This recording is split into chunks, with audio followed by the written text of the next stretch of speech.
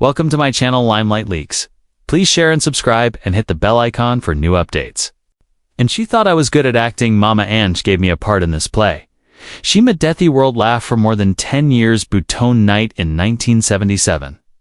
Carol Burnett made her World TV studio go quiet. It was supposed to be just another funny sketch, but instead it hurt her badly. The camera scapt filming the audience didn't laugh. Rue started crying, and Carol, the woman whose face had become a sign of happiness, never watched that episode again, not once. For 47 years, she stayed away from it, not because it was bad. It wasn't. Critics said it was the most powerful things ever shown in TV. Fans were shocked. Awards came, but Carol couldn't stand to see herself in it. She later said it felt too real. So what happened in that sketch thought bothered her for the rest of her life, and we did America's Funniest Woman walk away from it forever, a life built on hurt and pretending birds. She became the queen of comedy. Carol Burnett was just a little girl no one wanted.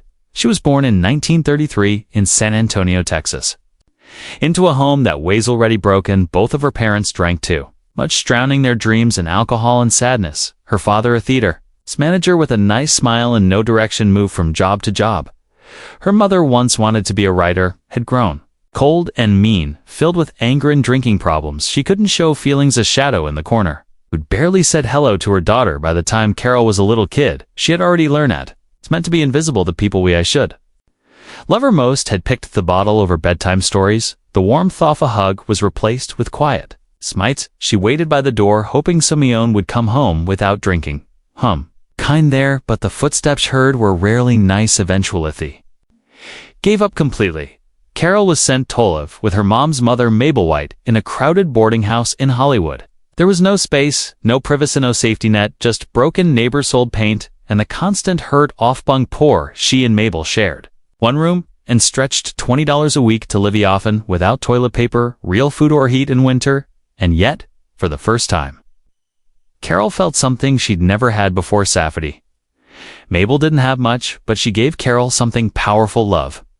Without conditions, she read to her, helped her imagination grow, and never made her feel like trouble when Carol pretended to be on stage.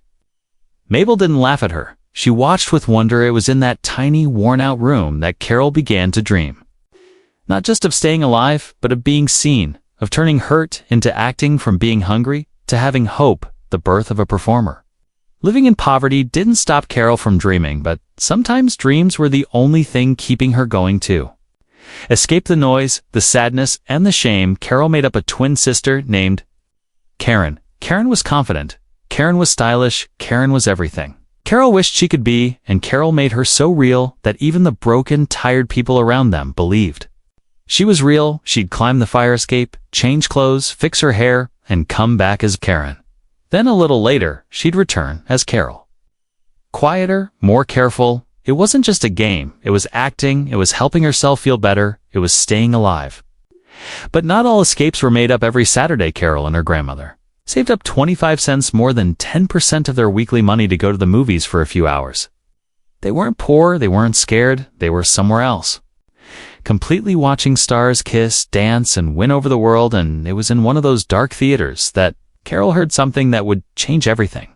Tarzan's yell. It hit her like lightning. She went home and copied it over and over, not knowing she was building really good voice control just by playing around. What started as a silly love would become one of the most well-known sounds in her live shows. Her version of the Tarzan yell would make whole audiences go crazy. It was her first comedy weapon, and she didn't even know it. A stranger opens the door twice. By the time Carol finished high school, she had one goal: become a news writer. Maybe if she could write about the world, she could understand it or get away from it. She set her sights on UCLA, but when it came time to sign up, the cost hit her like a wall. $50, that's it. Just $50, around $600 today. It might as well have been $1 million. She didn't have it, and no one in her life did either. And then something weird happened. A stranger, to this day completely unknown, paid her school costs. No note, no reason, just enough money to open a door that had been locked tight. Carol never found out who it was, but that one act of kindness didn't just get her into college. It told her for the first time that maybe she mattered. She signed up as a news was writing major, but a last-minute theater class changed everything on stage. She came alive. She wasn't shy or poor or invisible. She was funny, so funny that teachers and classmates told her to change majors. She did. It was risky, but for once, she wasn't just staying alive. She was dreaming out loud, and then another miracle at a party in San Diego there for the free food. She met a millionaire shipbuilder. He wasn't in show business, but he believed in her. She told him she wanted to go to New York and chase Broadway, but couldn't afford it. He offered her and her boyfriend $1,000 each on 3 conditions. Never tell his name, use it only for New York, and if they made it pay it forward someday, they agreed. They packed their bags, left UCLA behind, and headed east. Carol was 21. She'd never even been past Texas, but she said later, "I didn't know." Enough to be scared, New York was nothing like home, and that's exactly what made it magical, but her first big break. It came from a song so silly no one saw it coming: Stardom. Struggles, and a sketch that broke her. New York was rough, loud, and impossible. Carol loved it. She ended up at the rehearsal club, a boarding house for girls wanting to be actresses, 5 girls to a room, 1 bathroom, 1 closet, no money but a lot of hope.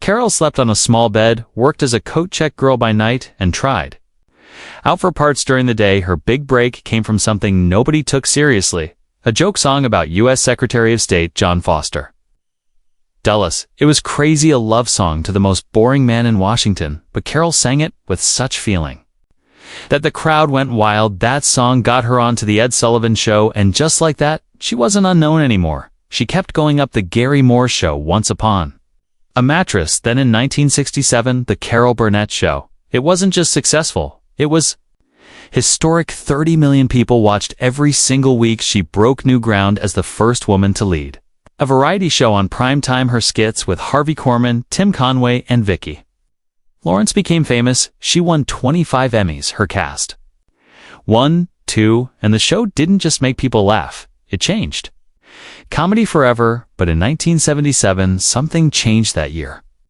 Carol did a sketch in her regular series, The Family. She played Eunice, a woman weighed down by failure and crushed dreams. Usually, the character was made bigger for laughs, but not this time.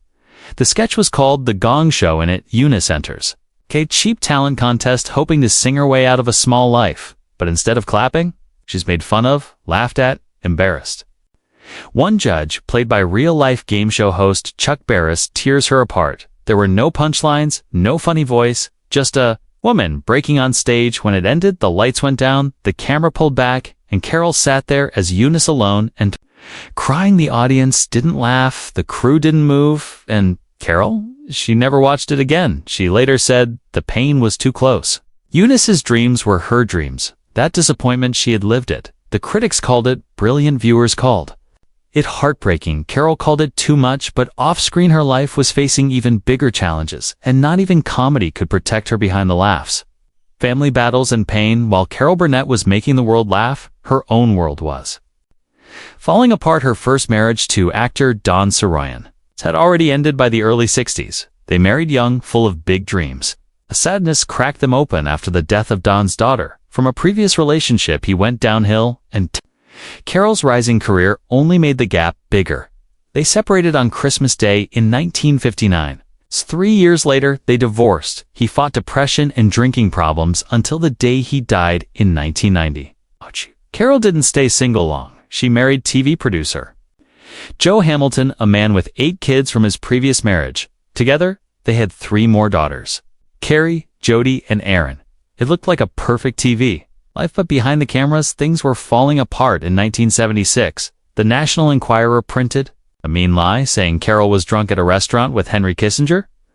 The story hurt not just because it was false, but because Carol had spent her whole life dealing with the damage alcohol could do her parents, her ex, her fears. She sued 5 years, endless appeals. She finally won, not for the money, but to prove that her name meant something. But her hardest fight wasn't in a courtroom. It was at home. Her daughter Carrie started using drugs at just 13, anything to feel like more. Then Carol Burnett's daughter Carol tried everything, rehab after rehab. Carrie ran away once, disappearing from a Texas treatment center. Carol was terrified she might lose her for good. She once said, "You have to love them enough to let them hate Carrie finally got clean at 17. It took years, but they became closer than ever. They acted together, wrote together, even made a play.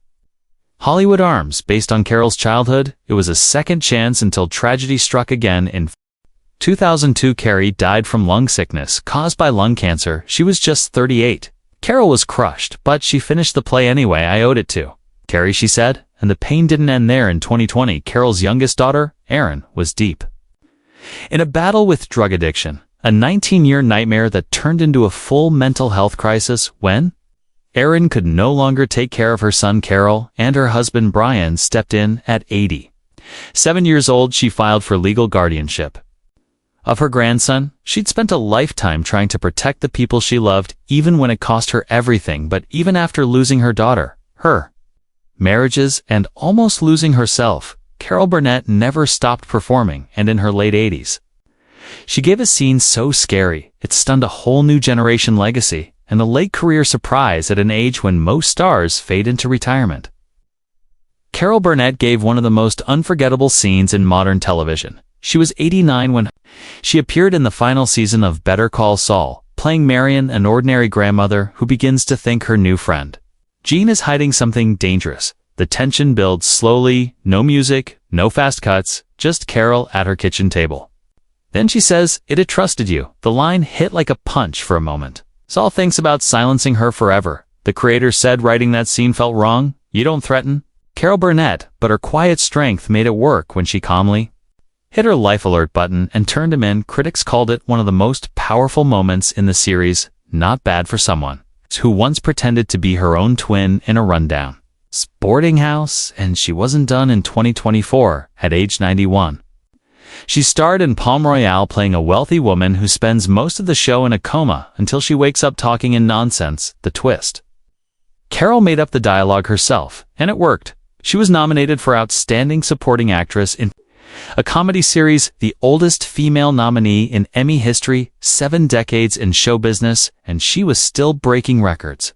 Still changing, still unforgettable, but no matter how many awards she wins or scenes she steals, there's still one performance she'd never face, one moment too painful to look at again, and it came from a sketch she wrote herself. Carol Burnett made America laugh for 11 straight seasons, but there's one episode she refuses to watch. It aired once in 1977. No jokes, no laughs, just a heartbreaking sketch about a woman desperate to be seen and crushed by rejection. The crew cried, the audience sat in silence. Carol said it was too real because that pain, it wasn't acting, it was her. She's never watched it again, not once in 47 years. So here's the question: if your deepest pain was caught on camera, would you watch it?